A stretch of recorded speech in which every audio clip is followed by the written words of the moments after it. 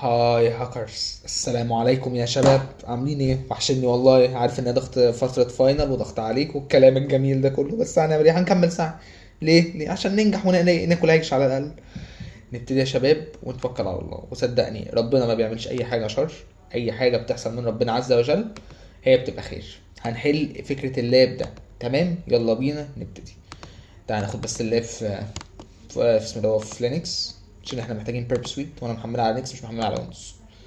بحس اصلا بيرب سويت عموما لما تتحمل على ويندوز اصلا بتبقى احسن عموما. فانت لو لسه بقى محتار ولسه هتبتدي تحملها بقى، انا بس مكسل احملها مش اكتر.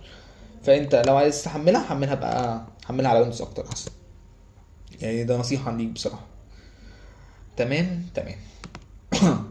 كده وقفنا اللاب، نفس الفكرة بتاعتنا. هات لي الصورة، هات لي الصورة يا عم انت، هات لي الصورة. طبعا احنا شرحنا اول فكرة، تاني فكرة، تالت فكرة. اتمنى تكون فاهم الافكار دي. تعالى بس نوقف كده تعالى بس نطلع من الانترودر دي. اوكي. آه. وبعد كده نبتدي نوقف طلباتنا كده. يا عم الغلس. وقفتها في نيو تاب كده. تمام، الطلب واقف معاك، حلو جدا. يلا على الريبيتر. دلوقتي احنا قلنا ايه اول فكرة هنطبقها؟ شيل بس الجزء ده. تعالى بس كده.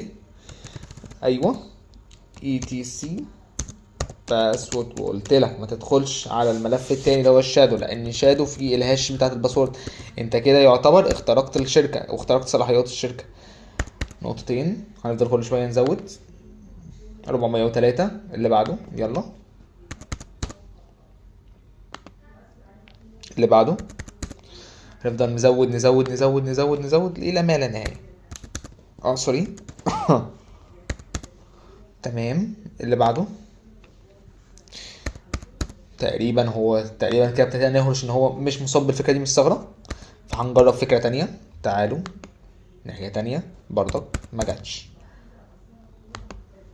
عايزك تجربها 20 مرة بس. انا كده عشان حليت اللاب ده قبل كده، فانا اعتقد ان هو مش مصاب بالثغرة دي. فتعالوا نجرب حاجة تانية. احنا قلنا الفكرة التانية اللي هنجربها ايه هي؟ اللي انت تجرب اي تي سي باسورد لوحدها. تعالى نتوكل على الله كده.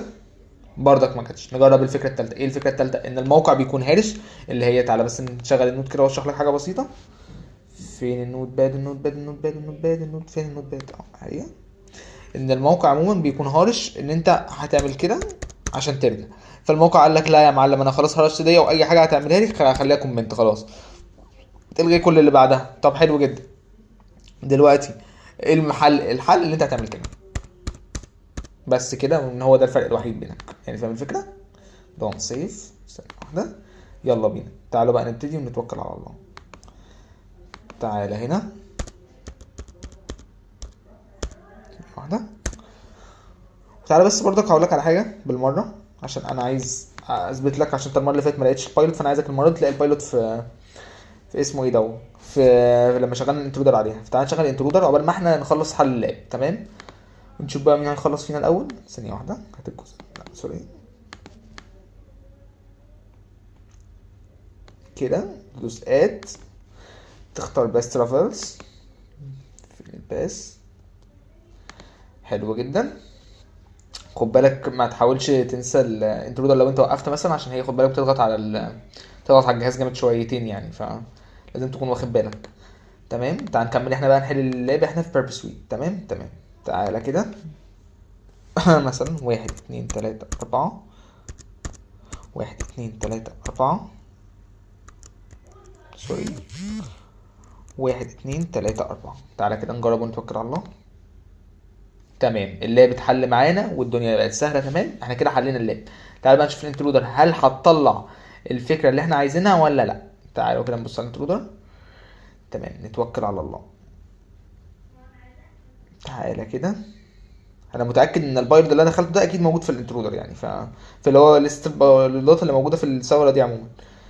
فعايز اشوف البايلوت بتاعي موجود ولا مش موجود، بس انا اعتقد موجود اهو. تمام، ومطلع 200 كمان يا معلم. يعني شفت نفس الفكره اللي قلتها لك. قلت لك ان هنا في مجموعه من البايلوتات محترمه جدا جدا جدا. هو هنا نفس البايلوت بالملي بس هو مشفره يعني، فلا تقلق. فاحنا كده حلينا اللاب. الحمد لله ربنا اكرمنا يعني، فالحمد لله يا شباب. احنا كده حلينا الثلاث لابات بتوع النهارده، فباذن الله بكره هنزل لكم 3 لابات تاني، عشان انا كان ممكن احل 6 لابات دلوقتي يعني عموما، بس انا مش عايز اضغطك لان عارف ان انت عندك فاينل وعندك موال وعندك ليله سودا سعادتك، فاهمني؟ فربنا يوفقكم يا شباب، ادعوا لي في صلواتكم، اجتهد، هات اخرك عشان ربنا يكرمك، ربنا يوسع عليك يا رب يا شباب. السلام عليكم. هاي هاكرز، السلام عليكم.